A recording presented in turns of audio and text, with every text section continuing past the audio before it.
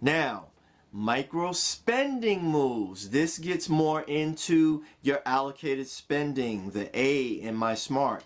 So the first thing you're going to do is you are going to, if you're a person who suffers from impulse spending, cravings, moves, pulls, those types of things, you're just going to pause on every purchase. If it's not something planned, if you're walking through the mall, if you're scrolling on Instagram, if you're watching TV and something comes on and you're like, ooh, I want that, pause. I don't care if it's a one-day sale. I don't care if it's just something that you gotta have. I've done this. I've paused 24 hours and believe me, that impulse wears off and you think about it afterwards and you're like, wow, I'm glad I didn't buy that because I really didn't need that. That would have been another foolish, useless, unnecessary purchase that would have just taken me further away from my financial goals. So use the 24-hour pause before engaging in impulse purchases. Next thing you're going to do is, here's another micro spending move you can make, and that is choose one money leak per month. Don't go overboard. Just pick one thing and you can get this win this month. So for instance, what's a money leak? Well, it's a service that you're not using, that you're not benefiting from, that you're like, you know what? I'm spending money on this every month and I can get rid of it. Maybe it's a gym membership. That probably flies in the face of what you might think is wise. However, if you're spending $50 a month on a gym and you're not using it, that's wasted money. Get an exercise program for at home. That's a better way to use your money, and you can take that 50 and put it someplace else. Maybe it's a online subscription service like Netflix, Hulu, Paramount, those things. Just cancel one of them. If you're like, well, I can't do without all of them, just do one. And just go through your leaks every month. See how you can tweak one thing. And by the end of the year, you will have fixed so many things that your finances will really be fine-tuned in the course of that year. Just in a few months, you'll start to see a difference. All right, so the next thing that you want to do is you want to pay yourself automatically. This is a spending move you can do, and you can do this through your job.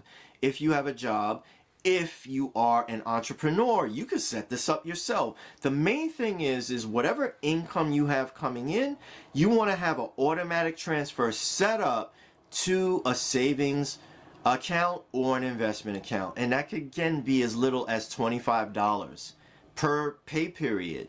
So you're going to set up an automatic transfer in your main checking account to a savings or an investment account. Maybe it's your Schwab account, your Fidelity account, whatever, for investments, and you, like, every pay period, maybe every 2 weeks, maybe every week, maybe every month if you get paid once a month. However you do it, set up that automatic transfer to either your investments or your savings.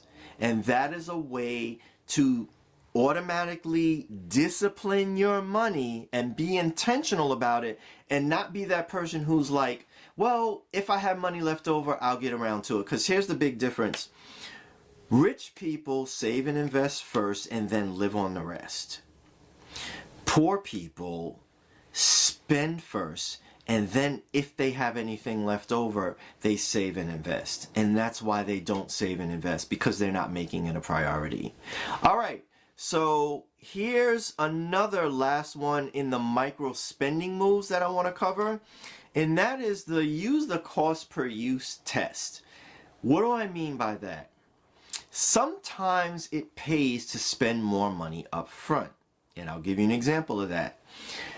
There's a bunch of cheap colognes and body sprays and things out there, a lot of cheap perfumes, and what happens is you pay this cheap amount of money, maybe it's like $20, $30, and you end up spraying so much of this stuff or using so much of this stuff because you need more to make up for the fact that it's lower quality, and you got to buy it more frequently. Whereas if you had just bought the one quality thing, just bit the bullet and paid the money up front, you would have found that it lasted you longer. For instance, with cologne, my personal experience with colognes is cheap ones you have to use more and it wears off faster.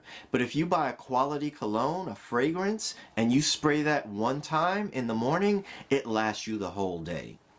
Another thing that I apply that with is my shower gel. So like I've tried different things. I've tried the cheaper things on Amazon. They're good. Like Amazon has a brand that you can get from them. It's like $5.